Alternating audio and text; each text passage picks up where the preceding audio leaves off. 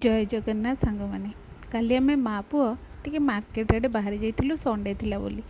market जाकि मु भाविली आज टी पोई शाग नवा बहुत दिन है पोई खाइनी पोई आ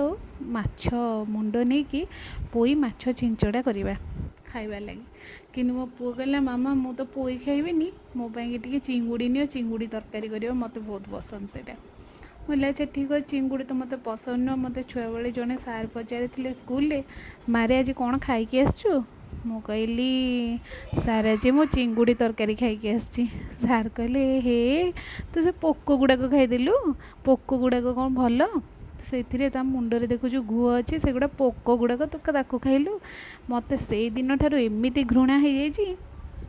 मु केबे भी चिंगुड़ी पसंद करेनि खाइबा लगे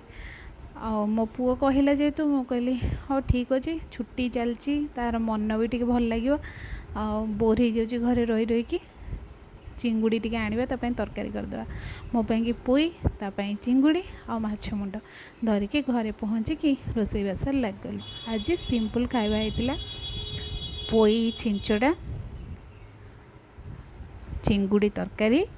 आ भात आ सहित एबे तो आंब सीजन चलती आपण मैंने जानते केते मीठा मीठा सुंदर सुंदर आंब मिलूँ ये सीजन चलीगले आउ तार मजा तो आम नहीं पारानी ताको हाथ छड़ा कर तेणु भात सांगे आंबटा हवा निहाती जरूरी एमती रोषेईबास सारी माँ पुओ आम खाई बसिलु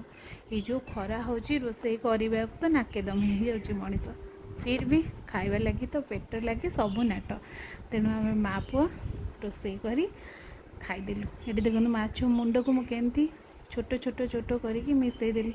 पुओ कह मामा ये माछ मुंड गुड़ाक एमती भांगीदेले केमती खाइब मुझे यही तो मजा